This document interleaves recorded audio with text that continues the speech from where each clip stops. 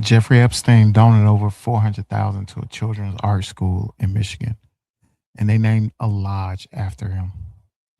Classified government files just revealed that's where he allegedly met at least two of his victims. One of them was 13 years old.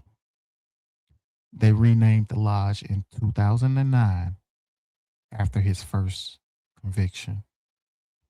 They are only now tearing it down in 2026.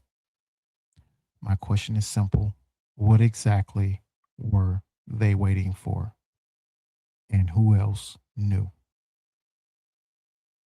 What's good, everybody? I'm Wit, and I'm coming to you today. And we're going deep on a story that connects Jeffrey Epstein, Trump's old friend, to a children's art school in Michigan that most people have never heard of. And the reason this story is breaking right now is because classified government files finally forced the truth out. And this one requires your full attention because the details matter and the timeline matters even more. So let's get into it. Interlochen Center for the Arts in Grand Traverse County is moving forward with a plan to demolish the Green Lake Lodge. The lodge was funded by Jeffrey Epstein. Epstein attended Interlochen in the summer of 1967 and was a donor to Interlochen Center for the Arts from 1990 to 2003. The cabin, originally named the Epstein Lodge, was owned by Interlochen, and money from renting the lodge benefited scholarships for students at the camp. The Interlochen Board of Trustees recently approved a plan to remove the building altogether. Interlochen sent us a statement on the decision. It reads in part, quote, Green Lake Lodge has over time come to carry associations that are not reflective of who we are as an institution or the values we strive to uphold. After careful consideration, the board determined that removing this structure in a safe and timely manner is the right step for Interlochen at this time, unquote. According to a previous statement from Interlochen, ties were cut with Epstein after his conviction in Florida in 2008. Wow. It's crazy, guys. It's crazy. Okay. The Interlochen Center for the Arts in Michigan is actually, right, a prestigious institution, a nationally recognized arts boarding school and summer camp that's been operating for over 100 years. Famous alumni, serious academic reputation, the kind of place parents dream of sending their kids. And Jeffrey Epstein attended Interlochen himself as a teenager back in 1967. So he had a personal connection to the place going all the way back to his youth. And then decades later, as a wealthy and connected financier with powerful friends on every continent, he came back as a donor. So between 1990 and 2003, he donated over 400K to Interlochen.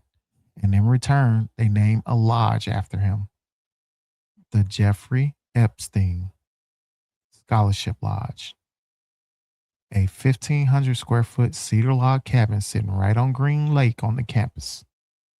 Now, here's where this story turns dark.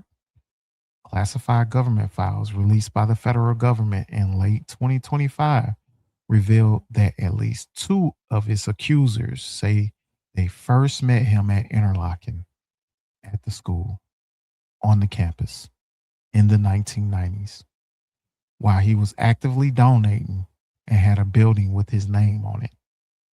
One woman says she met him there in 94. She was 13 years old. 13. This wasn't just an island in the Caribbean. This wasn't just private jets and Manhattan penthouses. This man had a named building at a children's school, and he allegedly used that access, that donor status, that respectability, that legitimacy to find victims. The board of Interlochen voted this week to demolish the lodge, tear it down completely. The building is coming down.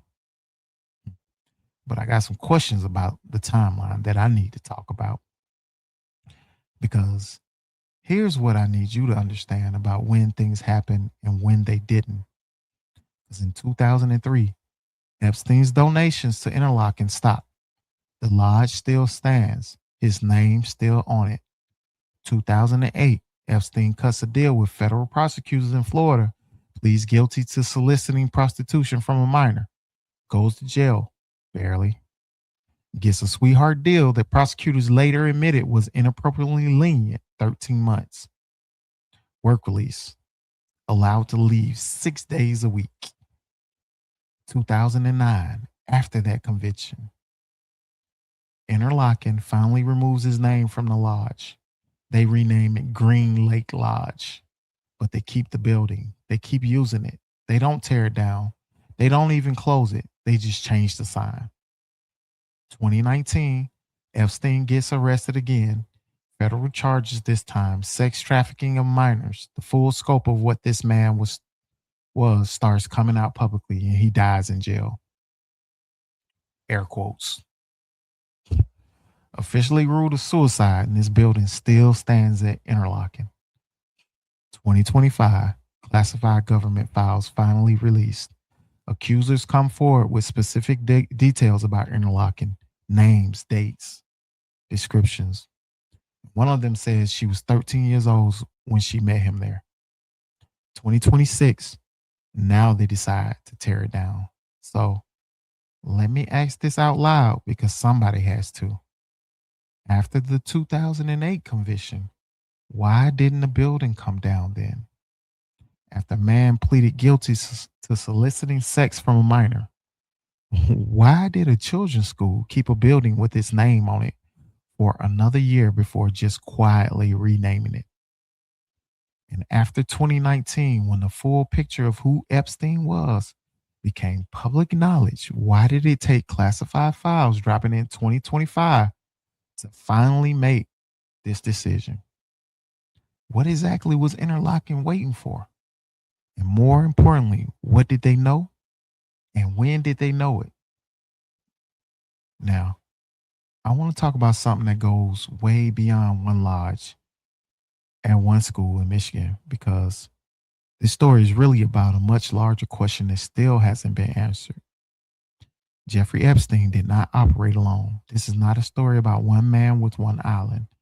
This is a story about a network of powerful, connected, wealthy people who either participated in what he was doing, knew what he was doing, and said nothing, or actively helped protect him from consequences for decades.